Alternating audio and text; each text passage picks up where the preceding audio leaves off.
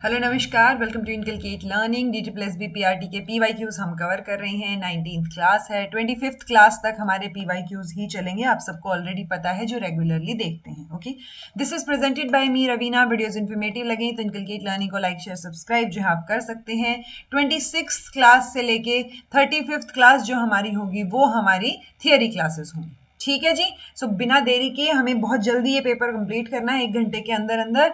So where did the सन्यासी rebellion occur in the 1760s? तो इस तरीके के जो क्वेश्चन है, एटलीस्ट जो पीजेंट मूवमेंट या जो कोई भी रेबेलियन या कुछ भी चीज पीवाईक्यूज में पूछी गई है, एटलीस्ट वो याद रखो। वो एलिमिनेशन मेथड में हेल्प करेगी कि आपको पता होंगी कुछ कुछ चीजें। ओके, सो दिल्ली, ओडिशा, बंगाल और बिहार। सो बंगाल इसका आंसर रहेगा जी। सन्यासी रेबेलियन वहीं से शुरू हुआ था। ठीक है। म्यूनिसिपल कॉर्पोरेशन में इलेक्टेड मेंबर्स को क्या बोलेंगे? इलेक्टेड तो देखो, डीसी डिस्ट्रिक्ट कलेक्टर, ये यूजुअली आईएएस ऑफिसर्स होते हैं। काउंसलर्स, एडमिनिस्ट्रेटिव स्टाफ भी अपॉइंट किया जाता है, इलेक्ट नहीं किया जाता। ओके, म्यूनिसिपल कमिश्नर, ये भी यूजुअली ऑफिसर्स लेवल की पोस्ट रहेगी, बट एक ही ऑप्शन बचता है हमारे पास, काउंसलर्स। तो ये इलेक्टेड मेंबर्स रहेंगे म्यूनिसिपल कॉर्पोरेशन के। ठीक है। In the context of sensory motor stage of cognitive development, which of the following pair is correctly matched? 8 से 12 महीने की बात हो रही है, कोऑर्डिनेशन ऑफ सेकेंडरी स्कीम्स। और 12 से 18 में मेंटल कॉम्बिनेशंस की बात हो रही है। तो मेंटल कॉम्बिनेशंस या सिंबॉलिक प्ले, ये 12 से 18 नहीं, 18 से 24 में यूजुअली हम बात करते हैं। ये जो आपकी स्टेजेस हैं, इसको हम टर्शरी के बाद इंक्लूड करते हैं। सो हमने प्राइमरी सर्कुलर रिएक्शंस जो हमने बात की थी थर्ड क्लास, ये पीवाईक्यूज की थर्ड क्लास में थर्ड क्वेश्चन में मैंने पूरी एक्सप्लेनेशन दी थी आपको। ठीक है, तो सेम चीज दोबारा डालने का कोई पॉइंट नहीं है। दूसरा ऑप्शन गड़बड़ हो जाएगा, पहला पहला सही है। Okay, in the context of early human reflexes, which of the following pair is correctly matched?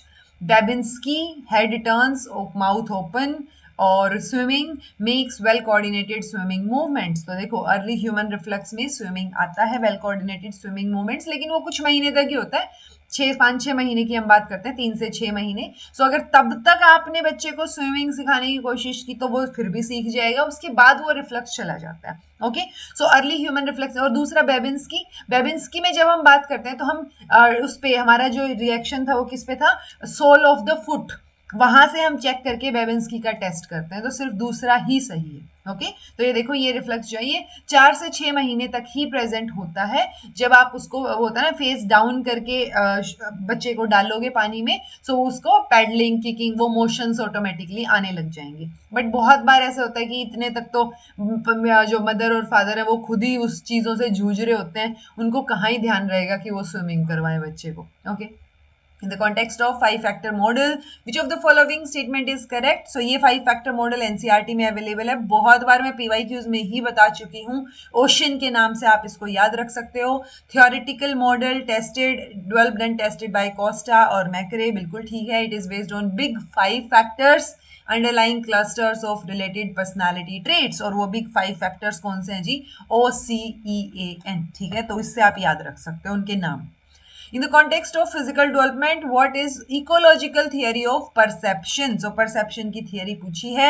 This theory was developed by Piaget and Belle। नहीं, हमने Piaget की ऐसी कोई theory नहीं पढ़ी। हम usually Piaget की एक moral development की theory पढ़ लेते हैं, और एक हम उनकी जो cognitive वाली है वो ज्यादा famous है। So cognitive development की theory की बात करते हैं। It describes developing motor and perceptual abilities as interdependent part of a functional system।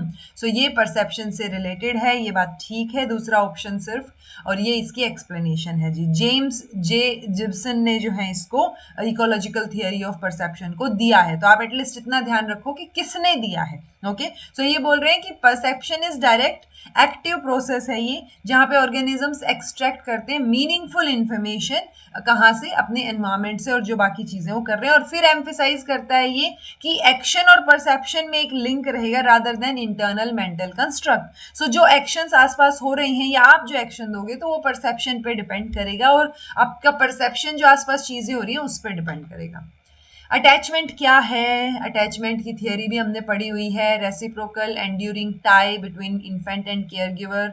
Exactly, so reciprocate करता है, बच्चे को मदर चाहिए, मदर को बच्चा चाहिए। सो वो इन्फेंट और केयर गिवर की एक रेसिप्रोकल अटैचमेंट है, टाई है। देन है infant and carrier both contribute to the quality of relationship, obviously ठीक है, दोनों स्टेटमेंट्स बिल्कुल ठीक है जी. Dash is the Kochanska's term for obedience of parents' order only in presence of signs of ongoing parental control. So committed compliance, executive control, inhibitory control और आपका situational compliance. So obedience of a parent's order only in presence of the signs of ongoing parental control, यानी parent जिस बात को control करना चाह रहे हैं उन साइंस की प्रेजेंस में, यानी अगर एब्सेंस है या वो चीजें पेरेंट्स नहीं है वहां तो वो नहीं करेंगे. सो ये सिचुएशन के अकॉर्डिंग है, ये सिचुएशनल कंप्लायंस हो गई. ठीक है कि आप पेरेंट्स की एब्सेंस में उनकी बात नहीं मान रहे हो या जो जो एग्जैक्टली उन्होंने बोला बस उतना उतना ही मान रहे हो वो चीज. ओके तो सिचुएशनल कंप्लायंस ये कोचेंस्का की टर्म है, एक child's obedience to parents order, तो वो सुपरविजन में. ठीक है सो जो पेरेंट्स के ऑनगोइंग सुपरविजन या कंट्रोल है उस हिसाब से वो चल रही हैं जब है वो चीज.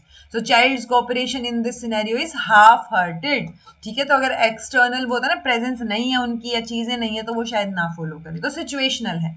कमिटेड कंप्लायंस क्या रहेगी, होल हार्टेड रहेगी. ठीक है कि पेरेंट्स की बात मानने के लिए आप जो है क्या कर रहे हो, एक्स्ट्रा एफर्ट डाल रहे हो. सो वो पेरेंटल रूल वो आपने इंटरनलाइज कर लिए कंपैरेटिवली ज्यादा अगर हम सिचुएशनल से कंपेयर करें तो. Dash is the Piaget's term for organized patterns of behavior used in particular situation. So academy, phoneme, then आपका ये schemes और exonym. तो scheme, schemas यही use करते हैं हम, तो second option ही ठीक रहेगा. Okay. In the context of gross motor skills, 5 years child can start, turn and stop effectively in games. Make a running jump of 28 to 36 inches. ये पहले भी आया हुआ है जब उन्होंने 3 और 4 साल का कंपेयर करके दिया था कि इतने इंच तक बच्चा जंप कर लेगा. सो उस हिसाब से ये दोनों स्टेटमेंट्स ठीक है जी. Okay Which of the following statements is correct about the play नील दर्पण. तो नील दर्पण के बारे में पूछा गया है. अब अगर दोबारा नील दर्पण पे क्वेश्चन आए और आपको ये तीन चीजें ना पता हो तो गड़बड़ है ना. ठीक है so it was written by Dinabandhu Mitra. It was written before the revolt of 1857. The play deals with exploitation of indigo farmers by the British. So Nil Darpan, नील से भी आप रिलेट कर सकते हो, इंडिगो नीला कलर देता है. सो वो उस कलर डाई के लिए ही ये चीजें चल रही थी. सो ये बात ठीक है, लेकिन ये 1857 से पहले कैसे लिख दी, क्योंकि ये तो बाद में बात हुई है इंडिगो के रिलेटेड तो, और उसी से रिलेटेड फिर आगे बहुत सारे सत्याग्रह भी हुए हैं. Right so first and third सही है जी. 1857 से पहले ये नहीं लिखी गई है. ओके दीनबंधु मित्र ने लिखी है, तो इन दोनों चीजों को आप याद रखेंगे. अच्छा ये कब लिखी है और क्या चंपारण सत्याग्रह इसी से रिलेटेड था, आप मुझे बताएंगे कमेंट करके. Okay Dash is internal standards of behavior which usually control one's conduct and produce emotional discomfort when violated. So क्या चीज है, conscience जो है वो है internal standard of behavior या self regulation है. तो आंसर क्या हो जाएगा, कॉन्शियस. तो आपकी जो कॉन्शियस है वो इंटरनल रहेगी. इंटरनल स्टैंडर्ड्स होते हैं कि आपकी कॉन्शियस इस बात की गवाही नहीं दे रही है, तो दैट मीन्स वो आपने इंटरनल लेवल पे एक स्टैंडर्ड सेट कर रखा है कि नहीं भाई अगर आप किसी से लड़ाई भी कर रहे हो तो इससे नीचे नहीं गिरना है. तो वो आपकी कॉन्शियस अलाउ ही नहीं कर रही है. वो कॉन्शियस अलाउ नहीं करेगी तब आप सेल्फ रेगुलेशन वाली स्टेज पे जाएंगे कि आप रेगुलेट कर रहे हो खुद को. ओके बट कॉन्शियस वो इंटरनल स्टैंडर्ड्स हैं. In the context of cognitive development, what is deferred imitation? So delayed imitation है उसको हम बोलते हैं. बैले की टर्म है. According to Piaget, it refers to reproduction of an observed behavior after the passage of time. So ये after the passage of time वाली बात सही है, और ये Piaget ने दी है ये टर्म, बैले ने नहीं दी है. Okay? Dash happens due to lack of oxygen may cause brain damage. तो ऑक्सीजन की कमी की वजह से. सो ऑक्सिया, एनोक्सिया, हाइपोक्सिया ये जो चीजें हैं ये ऑक्सीजन की कमी की वजह से ही ये वर्ड यूज होते हैं. डिमेंशिया में तो हम क्या यूज करते हैं कि याद नहीं रहता, आपकी मेमोरी जो है वो नहीं याद रहती चीजें आपको पहले की. अल्जाइमर में भी, और आपकी एपिलेप्सी जो है वो दौरे जो पड़ते हैं उसकी बात हो. According to Piaget, dash is the term for processes by which an infant learns to reproduce desired occurrences originally discovered by chance. तो Piaget के अकॉर्डिंग कौन सी टर्म है उन प्रोसेसेस के लिए जो एक इन्फेंट सीखता है क्या करने के लिए, टू रिप्रोड्यूस डिजायर्ड occurrences जो उसने ओरिजिनली बाय चांस सीख ली हैं. सो ये इंस्टेंट रिएक्शन है, ये चेन रिएक्शन है, ये सर्कुलर रिएक्शन है, या ये रेडियो रिएक्शन है? तो ये सर्कुलर रिएक्शंस है जी। और यही सर्कुलर रिएक्शंस वो जो उनकी स्टेज है उसमें वो सब, अच्छा ये बताओ, ये सर्कुलर रिएक्शंस वो सेंसरी मोटर स्टेज में 6 स्टेज सब स्टेजेस बताते हैं या प्री ऑपरेशनल में? ठीक है, ये करवा रखा है अभी, ऊपर भी मैंने बताया था, थर्ड क्लास के थर्ड क्वेश्चन में भी ये सर्कुलर रिएक्शंस मैंने करवाए थे। सो आपको पता होना चाहिए कि ये जो 6 सबसेट की हम बात करते हैं, ये कौन सी स्टेज में 6 सबसेट दिए हैं पियाजे ने, और उनमें ये जो सर्कुलर रिएक्शंस हैं इनकी हम क्या क्या बातें करते हैं। ठीक है, in the context of asthma which of the following statement is correct? So liver से related है disease नहीं, lungs से related है भाई asthma. it is characterized by coughing, wheezing and difficulty in breathing। ये तो लास्ट क्लास में भी आया था ये लाइन, तो दूसरा ठीक है। okay, in the context of motor development what is system of action? increasingly complex combination of skills। okay, then it permits a wider or more precise range of movement and more control of the environment। so motor development की बात हो रही है, उस जब motor development के context में हम बात करेंगे तो सिस्टम ऑफ एक्शन आप किसको बोल रहे हो? ओके, सो ये दोनों स्टेटमेंट्स ठीक है, क्योंकि कॉम्बिनेशन ऑफ स्किल्स जब धीरे धीरे होता है ना, बेसिक से आप एडवांस की तरफ जाते हो, चीजें कॉम्प्लेक्स होती हुई जाती हैं, और इसमें जब कॉम्प्लेक्स हो रही है तो रेंज ऑफ मूवमेंट भी वाइड रहेगी। ओके, then है जी, which of the following statement describes a state of arousal in the context of physical development? So an infant's physiological and behavioral status at a given moment in the periodic daily cycle of wakefulness, sleep and activity। सो एक ये आपकी physiological behavioural status बताया है हमने कि वो जो cycle है उसके कॉन्टेक्स्ट में हम बात कर रहे हैं। ये अराउजल वाली चीज पीछे भी आई थी एक क्लास में, जिसमें हमने बोला था कि हाँ एकदम से वो नहीं आएगा, क्या बोलते हैं, मोर और रिफ्लक्स वाली चीज की, वो तो स्लीप से रिलेटेड है, एकदम से बच्चा रो के उठेगा ज्यादा, वो चीजों की बात की थी हमने। substance enclosed under pressure and a colloidal suspension of particles dispersed in air or gas। तो ये क्या है जी, सिर्फ पहली स्टेटमेंट सही है, ये तो हम साइंस वाले एरिया में चले गए, हम तो इन्फेंट की फिजियोलॉजिकल और बिहेवियरल स्टेटस की बात कर रहे थे। ये जो डेली साइकिल है उसमें क्या क्या मूवमेंट्स आते हैं उनकी हम बात कर रहे थे। In the context of neurons, which of the following pair is correctly matched? Integration, differentiation। integration में process by which neurons coordinate the activities of muscle group, तो आप integrate कर रहे हो, और differentiation में आप क्या कर रहे हो? process by which neurons acquire specialized structure and function। so ये दोनों statements ठीक है।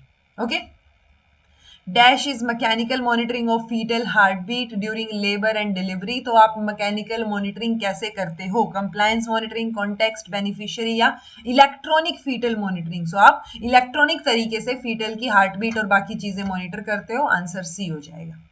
Dash hearing loss is damage to outer or middle ear which interferes with sound waves reaching the cochlea।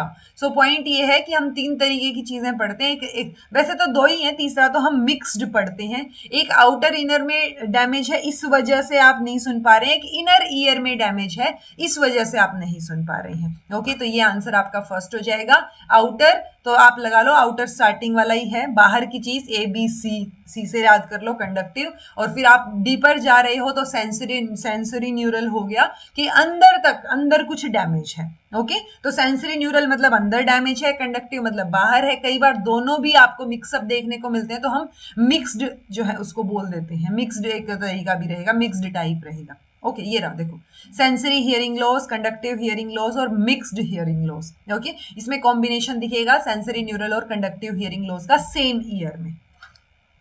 ये है जी हियरिंग से रिलेटेड कुछ चीजें जो आपको पता हो, जैसे ग्रेड ऑफ इम्पेयरमेंट अगर 0 हम बोल रहे हैं तो कोई जो है हियरिंग की दिक्कत है नहीं, आप 25 डेसिबल और बेटर, उससे ऊपर वाली सारी चीजें अच्छे से सुन सकते हो। नो और वेरी स्लाइट हियरिंग प्रॉब्लम है, आप विस्पर्स भी अच्छे से सुन सकते हो, कोई खुसफुसा के बात कर रहा है वो भी आप अच्छे से सुन पाओगे। ओके, देन है ये है आपके स्लाइट, अगर आप ग्रेड की बात करो तो फर्स्ट यानी स्लाइट इंपेयरमेंट, तो स्लाइट इंपेयरमेंट में 26 से 40 डेसिबल यहाँ की दिक्कत हो रही है।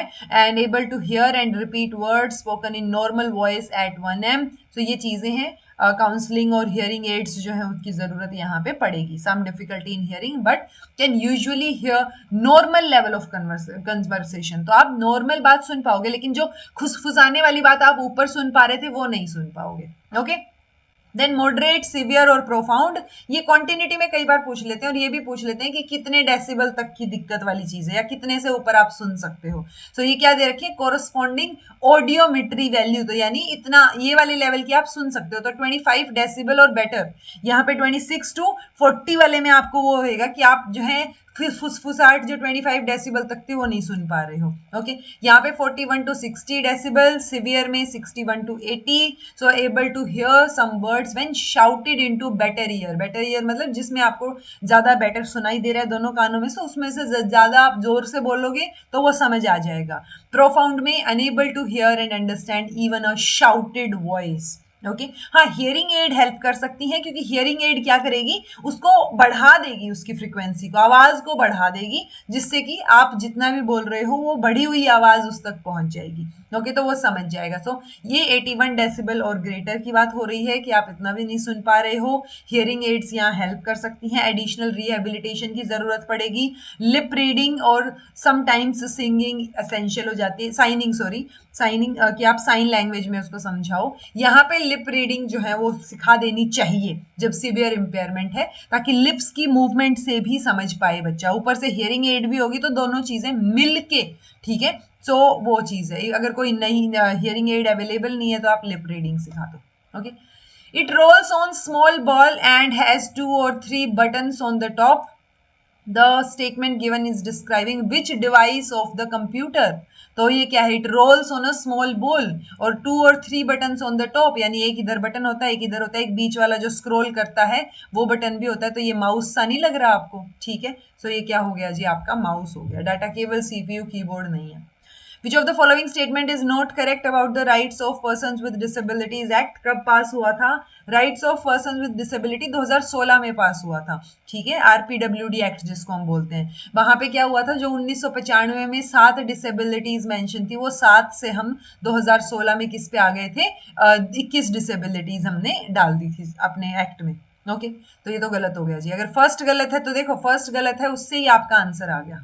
क्या आंसर सेकंड और थर्ड आएगा. It states that people with disability have equal right और government has to provide free education and integrate children with disabilities in schools. और ये फ्री एजुकेशन 6 से लेके 18 साल तक अवेलेबल है. जैसे आरटीई एक्ट में हम 6 से 14 की बात करते हैं, तो वो नॉर्मल बच्चों के लिए, पर्सन विद डिसेबिलिटी के लिए वो किस में आ जाएगी जी, आपका 6 to 14 में आ जाएगा. अच्छा, ओके. नॉट करेक्ट पूछा है भाई, sorry I am sorry, not correct. So not correct मतलब ये तो फॉर श्योर गलत है. ओके. सो ये फॉर श्योर गलत है तो फर्स्ट तो आएगा, तो यानी ये चीज आउट हो गई. दूसरा ये बोल रहा है कि डिसेबिलिटीज हैव इक्वल राइट्स, तो ये बात तो सही है. तो ये दोनों बातें अपनी सही थी, पहले वाली गलत थी, तो ओनली वन आ गया. ओके. सो एलिमिनेशन में ये नोट भी ध्यान रखना भाई. तो ये जैसे मेरे से अभी गड़बड़ हुई, मैंने नोट ध्यान नहीं रखा और मैं कह रही ये तो गलत है, तो ये तीनों गलत हो गए, ये सही हो गया. बात सही समझी है मैंने, कॉन्सेप्ट आता था मुझे, लेकिन ये नोट ना देखने की वजह से गड़बड़ हो गई. तो आपने ये ब्लंडर मिस्टेक से बचना है. Okay. In context of children with special needs, which of the following pairs is correct? Hearing impairment और deafness. Hearing impairment में बोल रहे हैं, it may range from problems with expression or voice strength to complete voicelessness. So complete voicelessness तक की बात कर रहे हैं. प्लस एक्सप्रेशन, ये एक्सप्रेशन वाली चीज एक तो समझ नहीं आ रही, क्योंकि एक्सप्रेशन फेस एक्सप्रेशन भी हो सकते हैं, आप अपने आप को व्यक्त कर पाओ. ओके. सो ये गड़बड़ लग रहा है. डेफनेस में क्या आएगा, an extreme inability to discriminate conversational speech through the ear. ये ठीक है जी, क्योंकि डिस्क्रिमिनेट यानी आप एक्सट्रीम इनएबिलिटी है आपकी, यानी आप नहीं कर पा रहे हो वो चीज. क्या नहीं कर पा रहे हो, कन्वर्सेशनल स्पीच को कान के थ्रू डिस्क्रिमिनेट नहीं कर पा रहे हो, यानी समझ नहीं पा रहे हो. सो वो डेफनेस हो गई कि आप जो है सुन नहीं पा रहे हो, बिल्कुल नहीं सुनाई दे रहा है. तो सेकंड ऑप्शन ठीक है, फर्स्ट वाला गलत है जी. Special attention is given on 4 aspects for multigrade teaching. Which of the following are those aspects? Classroom की organization, प्यूपिल grouping, use of learning material और प्रॉपर प्लानिंग। सो ये सारी की सारी स्टेटमेंट्स ठीक हैं। आपको इन 4 चीज़ों पे ध्यान देना है, स्पेशल अटेंशन देनी है इन 4 एस्पेक्ट्स पे जब आप मल्टीग्रेड टीचिंग की बात करते हो।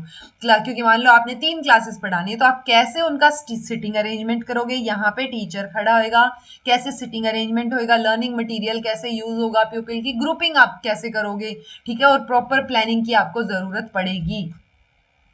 In the context of level of empowerment, which of the following pair is correctly not correctly matched? So note पूछा है, यानी incorrect कौन सा इनमें से, not correctly matched ना, हाँ। So individual empowerment includes socio-economic and political empowerment, और collective empowerment lies in conscious consensus and action. So collective consensus की बात हो रही है और एक एक्शन की। सो कलेक्टिवली जब आप ले रहे हो तो वो कलेक्टिव एम्पावरमेंट है, लेकिन जब सोशो इकोनॉमिक या पॉलिटिकल एम्पावरमेंट जो एक इंडिविजुअल लेवल पे वर्क कर रही है, सो ये दोनों ही चीजें ठीक हैं जी। सो यानी neither one nor two, not correct पूछा था हमसे तो दोनों ही ठीक है, तो ये answer neither one nor two आ जाएगा। Dash is the essential skill, knowledge, attitude and behavior required for effective performance of real world task or activity. So effective performance की इफेक्टिव परफॉर्मेंस के लिए क्या चीज की जरूरत है? कॉम्पिटेंसी, इम्पोर्टेंस, डेलिवेशन और डेबिलिटेशन, ठीक है, और डेफिशिएंसी। सो ये तीनों के तीनों वर्ड्स जो हैं वो नेगेटिविटी की तरफ इशारा कर रही हैं। एक ही वर्ड बचता है कॉम्पिटेंसी। कॉम्पिटेंसी एक एसेंशियल स्किल, नॉलेज, एटीट्यूड और बिहेवियर है। Okay, Which of the following activity is correctly matched in the context of constructive classroom? Constructive कर जहां नॉलेज कंस्ट्रक्ट करते हैं बच्चे। सो एक्सपेरिमेंटेशन क्या है? Students individually perform an experiment and then come together to discuss the results in group. Okay, project work, students choose a topic as a project and complete the project and present their findings to the class. So project work में project पे काम हो रहा है और आप discuss कर रहे हो। एक्सपेरिमेंटेशन में आप एक्सपेरिमेंट परफॉर्म करके एंड देन साथ में डिस्कस कर रहे हो। सो नॉलेज खुद ब खुद ही कंस्ट्रक्ट कर रहे हैं बच्चे, यहाँ दोनों ही स्टेटमेंट ठीक है। Which of the following statement is correct about policies for the marginalized? So government provides subsidized hostels for students of marginalized communities. तो subsidized hostels मिलते हैं। Reservation policy so that they have equal opportunity in education and jobs. तो reservations क्योंकि वो marginalized रहे हैं, उनको उतनी सहूलियत नहीं रही है। They get benefits in taxes and sports. तो तीनों ऑप्शन तो वैसे भी सही नहीं, ऑप्शन में दे ही नहीं रखा कहीं पे। सो ये टैक्सेस वगैरह में कोई बेनिफिट वगैरह नहीं मिलता जी। हाँ, पहला दूसरा ऑप्शन ठीक है। ओके, वो जैसे रिजर्वेशन है तो वो स्पोर्ट्स में भी मिलती है कई बार, ठीक है, तो वो चीज हो सकती थी, बट ये टैक्सेस वाली चीज गड़बड़ हो गई। According to Piaget's stages of cognitive development, what is approximate age of sensory motor stage? तो sensory motor stage की approximate age क्या है? तो 0 से 2 साल है, ये तो आपको पता होनी चाहिए, बेसिक है। Which of the following aspects convince that an activity is going on properly in a classroom? So children are manipulating material, trying different arrangements to solve a problem. Children could clearly state the objectives and cause of doing that activity. तो बच्चे जो हैं उनको objectives भी अच्छे से पता है, वो बता पाएंगे आपको क्यों क्यों कर रहे हैं वो एक्टिविटी और कारण क्या है, cause of doing that activity, और वो एक्टिविटी में engaged हैं, कोशिश कर रहे हैं प्रॉब्लम को सॉल्व करने की। तो दोनों ही ऑप्शन अच्छे नजर आ रहे हैं, सही है जी। In which type of teaching style the information and communication technology can be used to aid the teacher's presentation as well as to assist learners in their exploration? So teacher और student दोनों की ही help करते हुए आप जो है use कर सकते हो। So कौन से teaching style में ICT दोनों की हेल्प कर रहा है? So can be use to aid teacher की प्रेजेंटेशन में और बच्चों को अगर एक्सप्लेन करना है, एक्सप्लोर करना है, वो भी। So combination of teacher centered approach and learner centered approach, teacher centered, learner centered या community approach. So ये रहेगा जी, combination की बात करेंगे हम। Okay? The type of sitting arrangement of students depend on number of students या number of activity. So activity के base पे आप डिसाइड करोगे कि मुझे डिबेट करवाना है तो मैं सेमी सर्कल में बिठा दूंगी, अगर मुझे एक्टिविटी किस तरीके की करवानी वो डिसाइड करेगा, ओके, ना कि number of students. Which of the following factors are influenced due to cognitive impairment? So कौन कौन से फैक्टर्स इन्फ्लुएंस होंगे, ठीक है।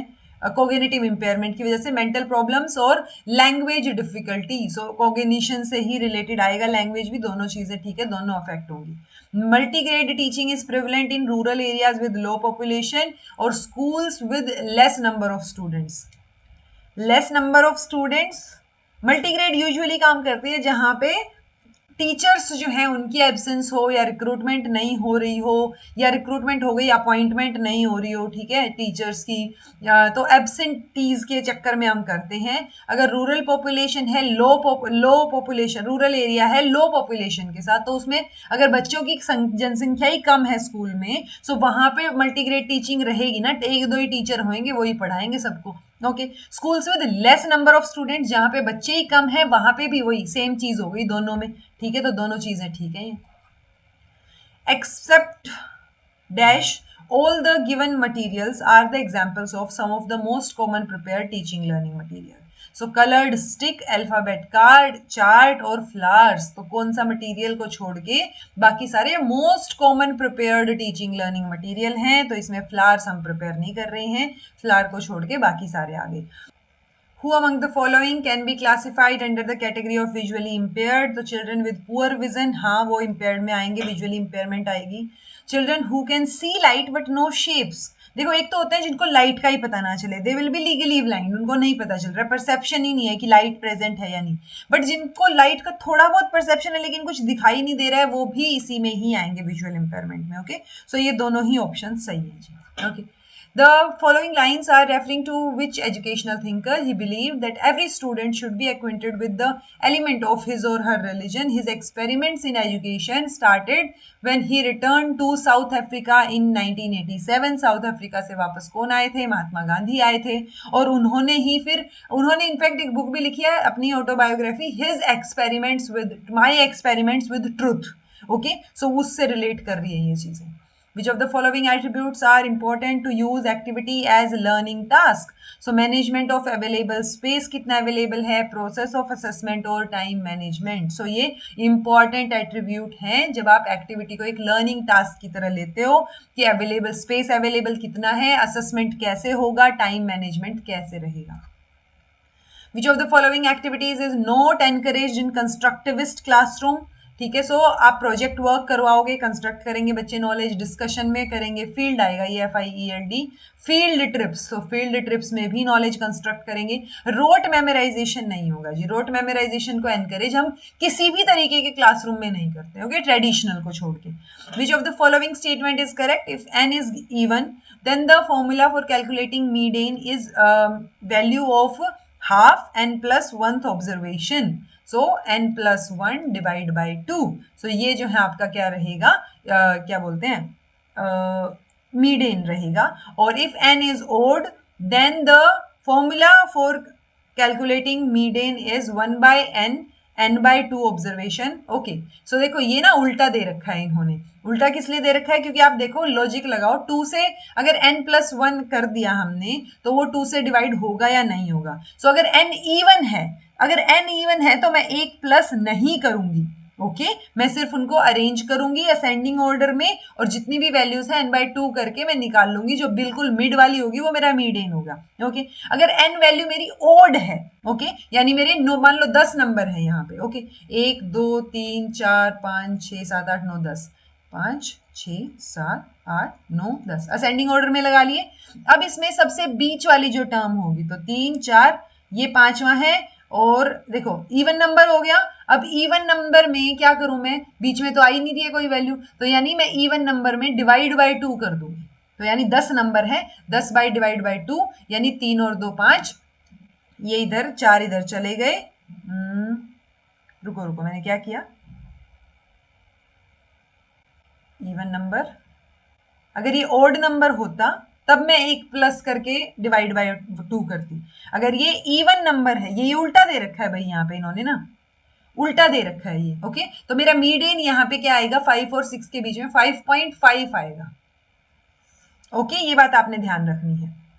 सो मीडियन हम कैसे निकालते, देखो मीन मीडियन मोड 3 चीजें होती हैं। मीन आप कैसे निकालते हो, जो वैल्यूज दे रखी हैं, कि मान लो 2 4 5, अरे चल जा भाई, 5 7 10 ये वैल्यूज दे रखी है। ओके, सो मीन कैसे निकलेगा, इन पांचों को प्लस करके डिवाइड बाय 5 कर दिया, सो वो चीज आपकी क्या आ गई, मीन आ गई। मीडियन कैसे निकलेगा, मीडियन बिल्कुल बीच वाली वैल्यू को हम बोलते हैं। सो ये 5 है, तो 5 में 1 2 3 2 ये बीच वाला, यानी 2 इधर रह गए 2 इधर रह गए, असेंडिंग ऑर्डर में लगाई रखा है, सो 5 इसका मीडियन हो जाएगा। ओके, अगर यहाँ पे हम क्या करेंगे, मोड निकालना है, सो मोड यहाँ पे कोई भी नहीं है, क्योंकि मोड अगर एक वैल्यू और सेम होती, जैसे मान लो ये होता 2 2 4 5, तो जो भी वैल्यू रिपीट हो रही है वो वैल्यू क्या होगी, हमारी मोड होगी। सो मोड हम बहुत इजीली देख पाते हैं। सो अगर हमें एक्यूरेट वैल्यू निकालनी है तो हम मीन निकालेंगे।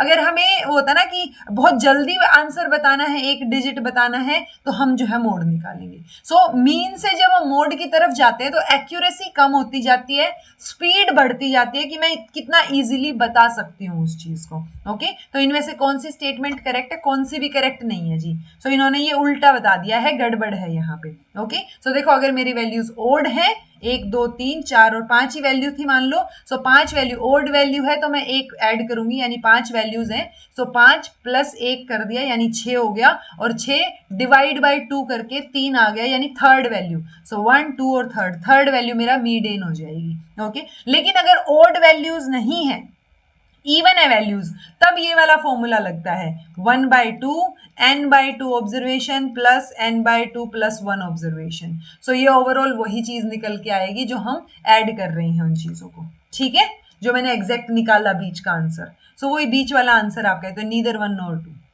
Atmosphere, solar system, landforms, lithosphere are part of which subject, psychology, geography, linguistic या इकोनॉमिक्स, देख के ही पता चल रहा है geography. Okay, metric system has been accepted as the international standards of measurement with 7 base units for length, mass, time, temperature, कितनी होगी, 4 होगी, 3 और दे रखी है, luminous intensity, amount of substance और इलेक्ट्रिक करंट। आंसर आपका तीनों हो जाएंगे। ये टोटल 7 हैं जिनकी हम स्टैंडर्ड यूनिट्स की बात करते हैं।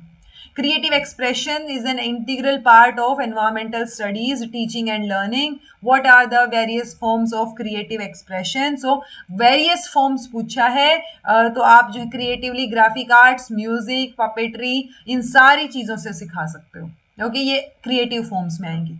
विच of the following pair is correctly matched in the context of language, spoken long language doesn't change over time और written language changes very slowly.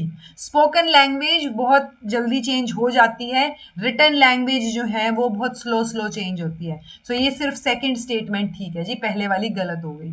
जब आप कोई चीज़ बोलते हो तो बोलने में बहुत सारी चीज़ें कई बार नई नई आ जाएंगी, कोई स्लैंग आ गया, आपने कुछ बना लिया, निमोनिक्स बना दिए, ठीक है, जैसे ये होता है ना आउटफिट ऑफ द डे को OOTD, ठीक है, तो ये स्पोकन लैंग्वेज में चेंज हो रहा है, रिटन में इतना जल्दी चेंज नहीं आता है। Institutional resources is one of the resources for environmental studies. Which of the following is not an institutional resource? तो कौन सा नहीं है? University, advertisement, bank, office. So for environmental studies के लिए institutional resource आपसे पूछा है, so कौन सा नहीं है? Advertisement नहीं है, क्योंकि बाकी सारे public resources हैं, university, bank, office जो हैं। Okay. Which of the following element is involved in language proficiency? So language proficiency में fluency और accuracy, और fluency का मतलब speed नहीं होता है, ये बात आप याद रखेंगे, तो ये दोनों ही आएंगी। ओके, फ्लुएंसी मतलब कॉन्टिन्यूटी में स्पॉन्टेनियसली आप बात कर पा रहे हो उस लैंग्वेज में। As a classroom teacher while following the problem solving method you are advised to consider the some steps. Which of the following are those steps? Anticipate or identify problems, generate alternative solutions. तो कौन से steps आप जो है problem solving method में आप advice कर सकते हो, या वो होता है ना आपको एडवाइस किया जा रहा है कि आप ये स्टेप्स इंक्लूड कीजिए। ओके, ऑब्वियसली आप प्रॉब्लम को आइडेंटिफाई करोगे और अलग अलग अल्टरनेट सॉल्यूशंस क्या हो सकते हैं वो भी देखोगे। सो दोनों ही स्टेटमेंट ठीक है। As children acquire more English, chants, rhymes, and songs can form a real part of learning process. How can use these chants, rhymes, and songs in your lesson? How you can use? So आप revise करोगे to revise vocabulary या for drama and to practice punctuation.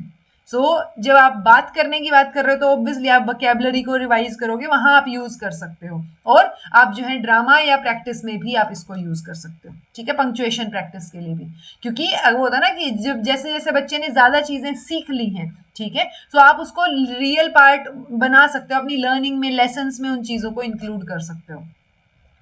Okay, sum of place value of 8 and face value of 6। So place value of 8 यानी 80 हो गया, और face value of 6 हो गया, दोनों को जोड़ के 86 हो गया। आंसर आपका बी हो गया। ओके, ये लास्ट क्लास में भी आया था एक ऐसा ही क्वेश्चन। प्लेस वैल्यू मतलब जो भी वैल्यू है उसके आगे जितने डिजिट्स बच गए उनका जीरो लगा दो, और फेस वैल्यू जो एग्जैक्ट वैल्यू है उसी को ही हम फेस वैल्यू बोल रहे हैं।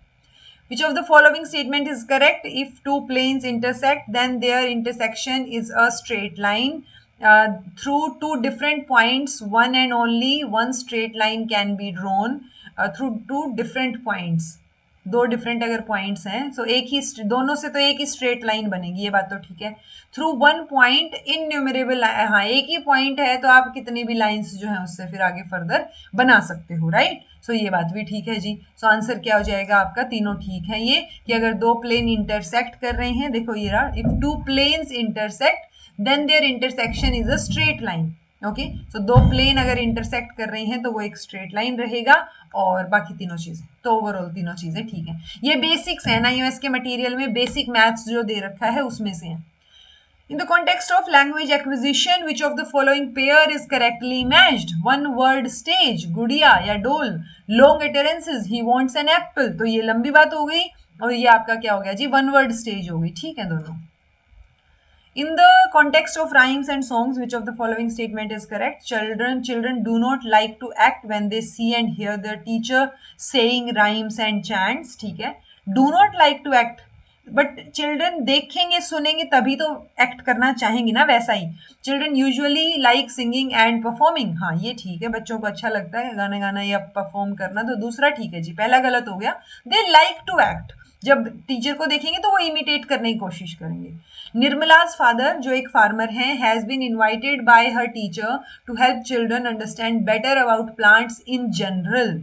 So this given statement represents which of the following resources used for environmental studies? तो आपने क्या यूज किया है, कम्युनिटी रिसोर्स यूज किया है, human made resource, media resource, या रिसोर्स इन नेचर।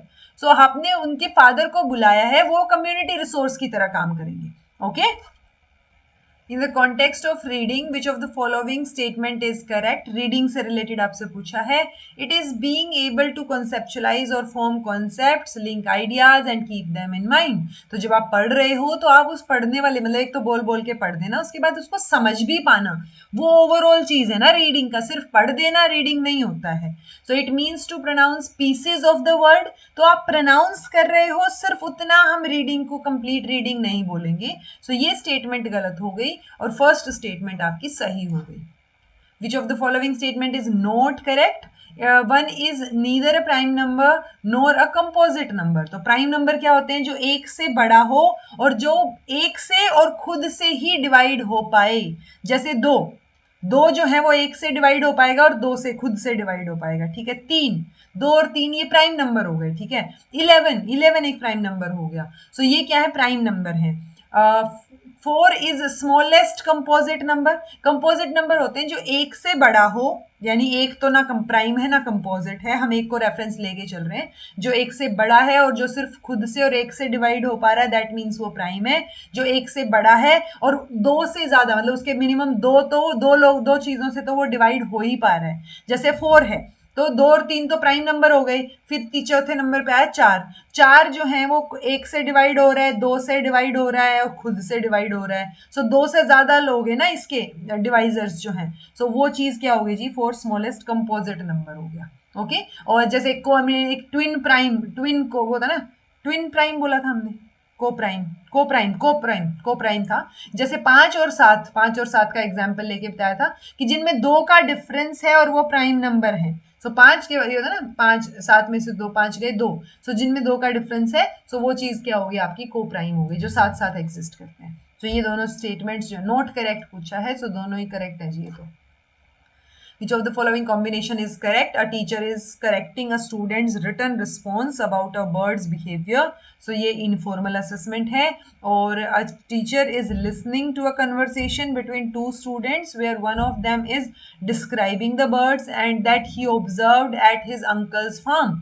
ये फॉर्मल है. नहीं, यहाँ पे टीचर जो है वो ठीक कर रहा है, वो फॉर्मल है. दूसरा जो है वो इनफॉर्मल है. हमसे करेक्ट पूछा है तो दोनों ही करेक्ट नहीं है जी. नीदर वन नॉर टू, दोनों उल्टे दे रखे हैं.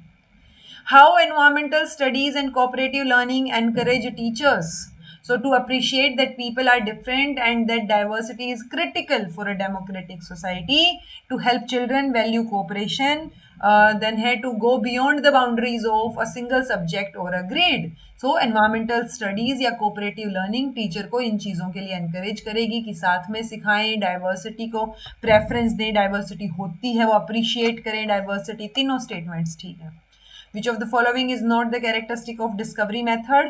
A problem with its objective mentioned clearly is assigned to the class and each child is made to feel responsible for finding out something for himself or herself. So characteristic, not a characteristic पूछे ना हमसे, तो कौन सी characteristic नहीं है. Okay? और दूसरा statement है help is provided whenever the students feel the need. However, the teacher should try to get everything out of student by inductive method.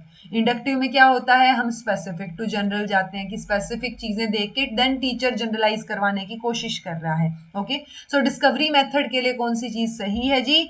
सही नहीं है. नोट द कैरेक्टरिस्टिक्स, तो दोनों ही नहीं है, मतलब दोनों ही सही है ये. ठीक है, कि प्रॉब्लम वो होता है ना कि एक ऑब्जेक्टिव मेंशन्ड है ऑलरेडी क्लियरली, वहां से आप एक प्रॉब्लम दे रहे हो क्लास को, हर एक बच्चा जो है उन चीजों से रिलेटेड चीजें निकाल के लाएगा. ओके, और टीचर जहां जरूरत है वहां हेल्प करेगा, बट इतनी भी हेल्प नहीं करेगा. डिस्कवरी मेथड में वो खुद डिस्कवर करेंगे. Which of the following ability helps us to increase our knowledge? Idleness, reading. तो दोनों में से कौन सी जो है हमें नॉलेज बढ़ाने में हेल्प करेगी? तो दूसरी, रीडिंग. आप जितना ज्यादा पढ़ोगे उतना ज्यादा जो है आपकी नॉलेज बढ़ेगी. आइडलनेस का मतलब क्या होता है? आप इसका मीनिंग सर्च करके मुझे बताएंगे. ठीक है, क्योंकि आप मीनिंग सर्च करेंगे तो आपको कंपैरेटिवली ज्यादा याद रहेगा. वीडियो को यहीं रोक दो एक बार के लिए और इसका मीनिंग सर्च करो जाके. ओके, आइडलनेस का. The first aid mentioned below is provided in which of the following situation? तो कौन सी सिचुएशन में ये फर्स्ट एड प्रोवाइड की जाएगी? The put the child on his belly and press him on the back to expel water out of lung. पानी निकालने की कोशिश कर रहे हो, सो बर्न है, जल रखा है, तो कहाँ से ही बेहोश हो रखा है. बेहोश में तो हमने एक क्वेश्चन में किया था कि हम ammonium something, ammonium carbon sulphate कुछ तो था अमोनिया से रिलेटेड, और दूसरा हमने बोला था कि हम प्याज को क्रश करके, क्रश्ड ऑनियन, ठीक है, तो वो सुंघा देंगे तो वो फेंट वाला बंदा उठ जाएगा. ठीक है, स्नेक बाइट है तो हम वो होता है ना एंटी वेनम देंगे या उसको वहीं पे बांध देंगे जो हम चीजें पढ़ते हैं. तो ड्राउनिंग, अगर कोई डूब रहा था और अपने उसको बाहर निकाला तो उसको उल्टा लिटाओ और उसके पेट से पानी निकालने की कोशिश करो उसको बैग पे दबा के. सो ये फर्स्ट एड है जी. Dash is done monthly by measuring height and weight of a child. So immunisation, comprehensive health assessment, free medication और डेंटल चेकअप. सो हम क्या बोल रहे हैं कि ये मंथली किया जा रहा है उनकी हाइट और वेट मेजर करके. ओके, हाइट और वेट मेजर कर रहे हैं. इम्यूनाइजेशन हर मंथ नहीं होता है, ठीक है, वो कुछ प्रॉपर डिसाइडेड मंथ्स होते हैं उसके बाद होता है. सो आप ये हेल्थ असेसमेंट कर रहे हो, हाइट वेट सारी चीजें चेक कर रहे हो, तो ये कॉम्प्रिहेंसिव हेल्थ असेसमेंट हो गया. What should be the topics of good citizen for class 2 and 3 students? Work and play by the rules, recognizing the rights of others, making decisions without regard to right or wrong with increasing independence.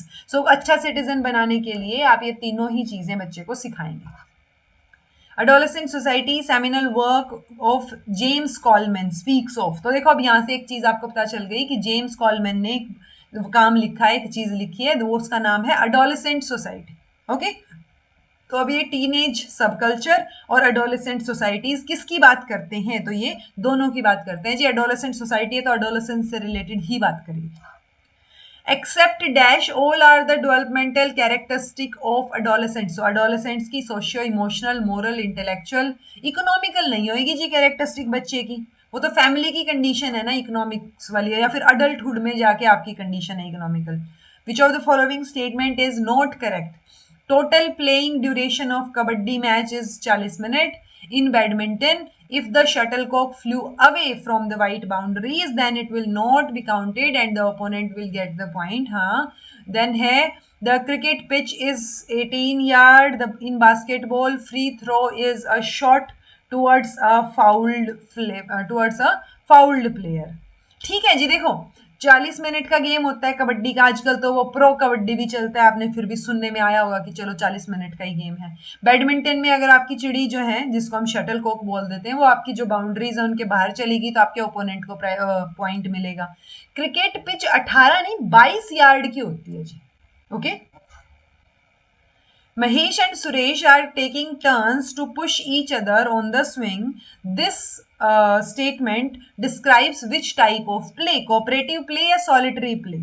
ठीक है, सो वो एक दूसरे को झूले पे push करने के लिए एक एक करके खेल रहे हैं ना, तो सॉलिटरी तो नहीं खेल रहे हैं, एक दूसरे की हेल्प कर रहे हैं कि अभी मैं बैठा हूं तो दूसरा झूला रहा है और वो बैठेगा तो मैं झूला दे दूंगा, तो कोऑपरेटिव है जी। Under healthful school environment, which of the following are responsibilities of a teacher?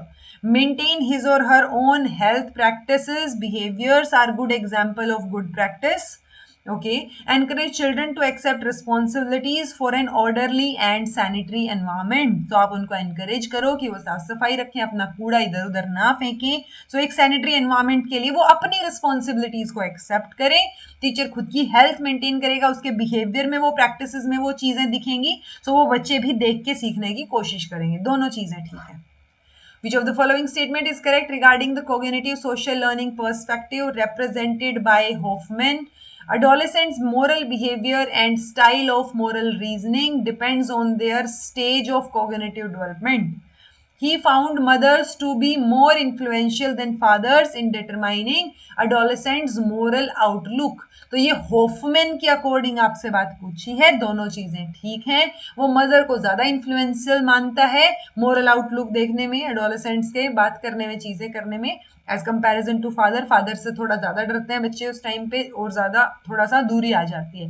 Adolescent का जो मोरल बिहेवियर या स्टाइल ऑफ मोरल रीजनिंग है वो उनकी कॉग्निटिव डेवलपमेंट की स्टेज के ऊपर डिपेंड करता है। अगर छोटा बच्चा है तो उसकी मोरल रीजनिंग अलग होगी, बड़ा है तो उसकी अलग होगी। Okay, Traditional approach and modern approach are adopted by social scientists in understanding political science. Which of the following statement is correct about these approaches? Traditional approach insists on quantitative and inductive approach and aims at making politics a scientific body of knowledge. Modern approach defines political science as an objective, scientific and process oriented task. सो हमें ये समझ आ रहा है कि हाँ modern वाली चीज थोड़ी और बेटर नजर आएगी एज कंपैरिजन टू पहले का। ओके, सो ये दोनों स्टेटमेंट में दूसरी ठीक है जी। ओके, ट्रेडिशनल अप्रोच जो है ये इंडक्टिव अप्रोच नहीं है टेक्निकली। ओके, आप ट्रेडिशनली तो क्या करोगे, जनरल टू स्पेसिफिक जाने की कोशिश करोगे। इंडक्टिव अप्रोच आप जो है थोड़ा सा मॉडर्न अप्रोच के लिए प्रेफर करते हो। In which development of child play performs its role? Physical और मोटर डेवलपमेंट में प्ले अपना रोल परफॉर्म कर रहा है, लैंग्वेज डेवलपमेंट में, कोग्निटिव डेवलपमेंट में। तो जब आप खेल रहे हो तो आप बातचीत भी कर रहे हो एक दूसरे से, आपको जो है सोचनी भी पड़ रही है, कई बार स्ट्रैटेजी भी बनानी पड़ रही है।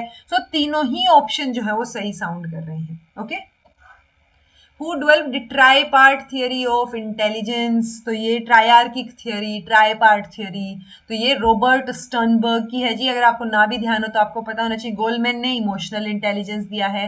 फ्लूइड इंटेलिजेंस की थियरी की बात करते ही नहीं है, वो पर्सनालिटी में ईगो सुपर ईगो की बात करते हैं, या फिर डेवलपमेंट में ओरल एनल फैलिक लेटेंसी और जेनाइटल उन स्टेजेस की बात करते हैं। ठीक है, गार्डनर ने मल्टीपल इंटेलिजेंस की थियरी दी है। अगर मुझे नहीं भी पता तो भी एक ही ऑप्शन बचा मेरे पास, रॉबर्ट स्टर्नबर्ग। ओके, अरे ओके रुको रुको, ठीक है। Dash involves a psychosis, a type of mental illness in which a person cannot tell what's real from what's imagined. So जब आप reality और imagination में फर्क नहीं बता पाते हो, Graves disease, schizophrenia, depression और hypothyroidism, तो ये आंसर क्या हो जाएगा जी? schizophrenia हो जाएगा। ये हमने NCERT पढ़ी थी तब भी पढ़ा था। ओके ओके, इसका आंसर अभी आ जाएगा, वेट एक आधा एनिमेशन इधर उधर चल लग जाता है कई बार। सोशल नॉर्म्स कैसे हैं? सोशल नॉर्म्स आर डिसरप्टिव हैं, इवैल्यूएटिव हैं, डिस्क्रिप्टिव हैं या इंपेरेटिव हैं। तो सोशल नॉर्म्स जो हैं वो एक इवैल्यूएशन के लिए रेफरेंस सेट करते हैं, इवैल्यूएटिव हैं। ये देखो शिज़ोफ्रेनिया। ओके। स्पीयरमैन की जो टू फैक्टर थियरी है वो extended into multi factor theory किसने दी? सो ब्रूनर ने नहीं दी। इंफॉर्मेशन प्रोसेसिंग की बात करते हैं, कई चीजों की बात करते हैं, बट ये इसकी तो नहीं बात करते इंटेलिजेंस में, स्पीयरमैन वाली फैक्टर, ठीक है। पैवलोव ने नहीं बात की, क्लासिकल कंडीशनिंग की बात की है। थॉर्नडाइक या थर्स्टन? आंसर थर्स्टन रहेगा, ठीक है।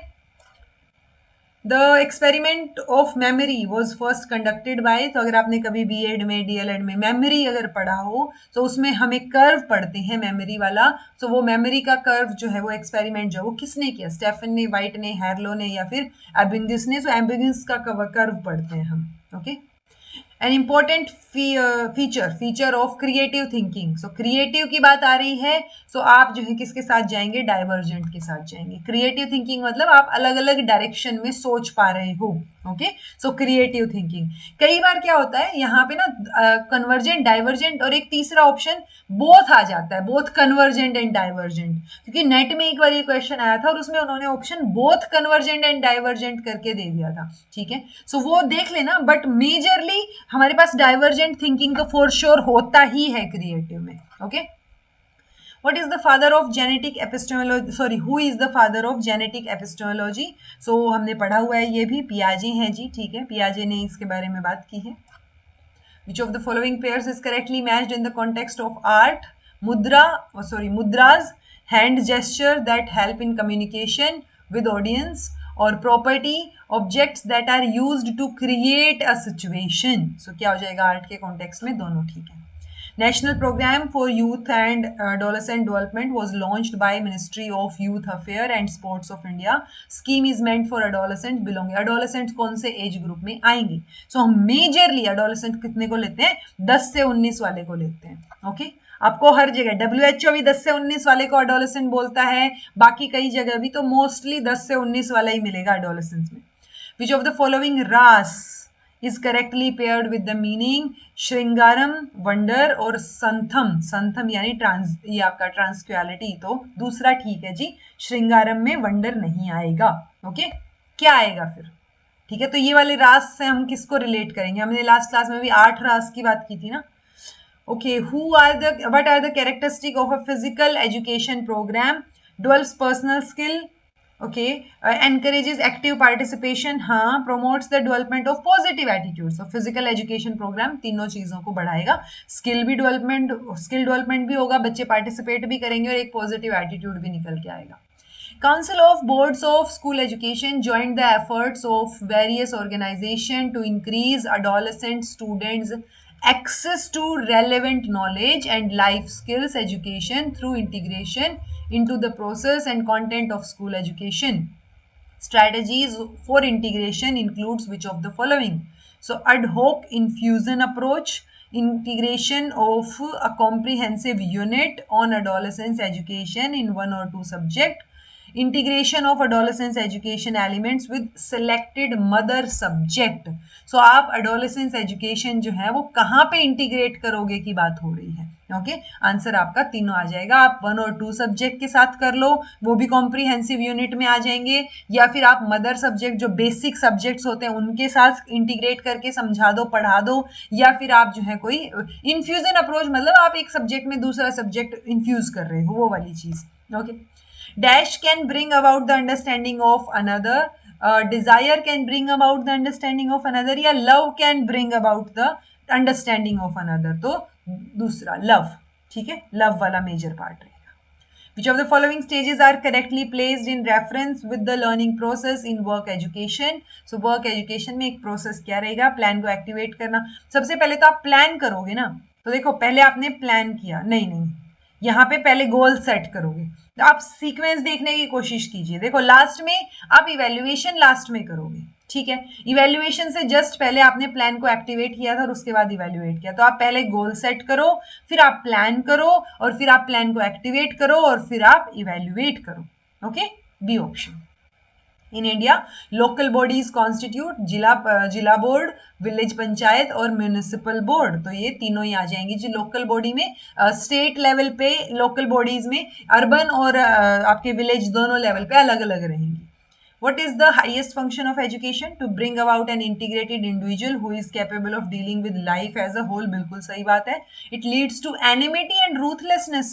नहीं, ये फंक्शन कैसे होगा? आप दुश्मनी की तरफ क्यों लेके जाओगे किसी चीज को ना? सो एनिमिटी और रूथलेसनेस नहीं, पोलाइट, काइंड, हम्बल बनाती है आपको education. Okay. Okay, which of the following is the quality of management, control और planning and coordination? So quality of management की बात हो रही है. So आप plan करोगे, coordinate करोगे, control करोगे, तो ये दोनों ही options आ जाएंगे. In India, village education committee were constituted under which program? Non-formal education scheme, district primary education program, महिला सांख्य या फिर आपका ऑपरेशन ब्लैकबोर्ड. सो ये बी ऑप्शन रहेगा जी. DPEP के अंडर आपकी विलेज एजुकेशन कमेटीज जो है वो बनाई गई थी. डीपीईपी कब आया था? 1994 या कोई और साल था? बताना मुझे. Which of the following statement is correct in the context of community participation in the states? West Bengal में the micro level database of children is maintained. In Manipur education Manipur में एजुकेशन वॉलंटियर्स इन ईजीएस और AIE centres was appointed. So ये दोनों चीजें ठीक है. According to RTE, Right to Education Act, which of the following statement is correct in the context of SMC committee composition? तो मैंने आपको बताया था ये composition आपने याद रखनी है. 75% of members will be teachers. नहीं, 75% तो parents की बात होती थी, guardians की. So for sure first नहीं आएगा, गलत है ये. 25% of members will be local authorities. नहीं, 75 जब parents हो गए तो बचे हुए 25 में अब local authorities भी आनी है, teachers भी आने हैं, कई लोग आने. So 1/3 करके थी शायद कंपोजिशन. सो फॉर श्योर सारे की सारी लोकल अथॉरिटी तो नहीं है. सो नीदर वन नोर टू, दोनों ही गलत है जी. ओके, तो एसएमसी की कंपोजिशन मुझे कमेंट करके बताएंगे आप. दैट इज वेरी इंपॉर्टेंट, कई बार बता चुकी हूं. सो आप मुझे लिख के बताएंगे ताकि आपको याद हो जाए दोबारा से. ओके, और बहुत कम बच्चे जो है वो एक्टिवली पार्टिसिपेट करते हैं, जो मैं बोलती हूँ कि अच्छा ये बताना. सो अगर आता है तो लिखने में क्या जाता है, एक बार बता दो. राइट, आपको याद हो जाएगा, मुझे भी फीडबैक मिल जाएगा कि आपने सुनी है वो चीज. Which of the following statement is correct in the context of teachers' relationship with the parents? Correct क्या है? टीचर के relationship with parents. Teachers should hold parent meeting and appraise them about their children. Okay, हाँ, बताना चाहिए. Then है teacher also involve the parents in the growth and development of their child. Also involve the parents ना. Growth and development में वैसे भी होते ही हैं पेरेंट्स तो इंक्लूडेड. सो ठीक है ये दोनों ही relationship. What are main factors of syllabus at primary and upper primary level? Environmental studies and its uses, material, tool and experiments और practice. So main factors क्या है primary और upper primary के? तो ये तीनों ही चीजें हैं जी. Which of the following statement is correct in the context of laissez-faire leadership? It allows the employees to make their decision. This leadership is pessimistic about people. तो लेसेस फेयर में आप खुली छूट दे रहे हो उनको, वो अपने हिसाब से करें. ओके, तो दोनों ही चीजें ठीक हैं. ओके, सो वो कर लेंगे वाली सिचुएशन की छोड़ दिया, बस आपने खुला छोड़ दिया. इन the context of students school, if parents really love their children they enforce the law for will be to establish small schools with the right kind of teacher, to establish schools with the lowest fees without thinking about their quality. So अगर आप parents really love their children तो वो enforce करेंगे कि ऐसा law बने कि वो होता है ना स्मॉल स्कूल्स और अच्छे तरीके के टीचर्स उनमें हो, ना कि आप क्वालिटी के बारे में सोचें ही ना. तो सिर्फ फर्स्ट ठीक है जी. Which of the following community initiative is correctly matched with their state? Okay, puppet shows West Bengal, Bal Mela Kerala. तो कौन सा ठीक है? दोनों में से कौन सा भी ठीक नहीं है. ओके, तो puppet shows I think usually Rajasthan भी था. ठीक है, कहाँ होते हैं ये आप बताइएगा मुझे. दोनों ही चीजों के लिए सही आंसर क्या रहेगा वो आप बता सकते हो. केरल ये हो सकता है उल्टा भी हो, सो आप मुझे बताना वो चीज. अच्छा, next question. Which of the following statements is correct in the context of evaluation? Giving marks is more appropriate than giving grades. नहीं, ग्रेड्स ज्यादा अप्रोप्रिएट है क्योंकि वो एक रेंज दे देती हैं. तो ऐसा नहीं होगा कि दो बच्चों में 1 मार्क का डिफरेंस है और एक फर्स्ट और एक सेकंड हो गया और बच्चा डिप्रेशन में जा रहा है, दूसरे पे आ गया जो.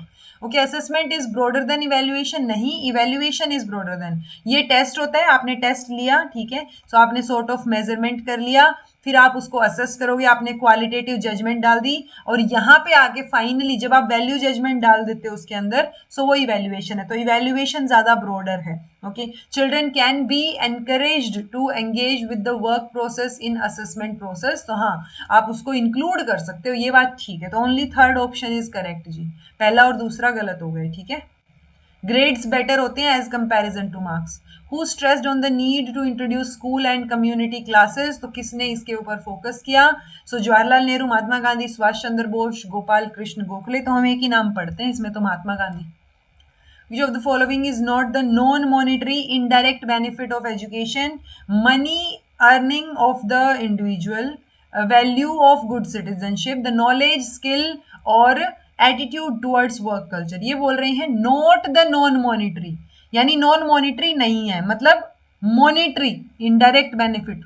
ठीक है, तो नॉन मॉनिटरी इनडायरेक्ट बेनिफिट आपसे पूछा है, तो आंसर आपका सेकंड एंड थर्ड हो जाएगा।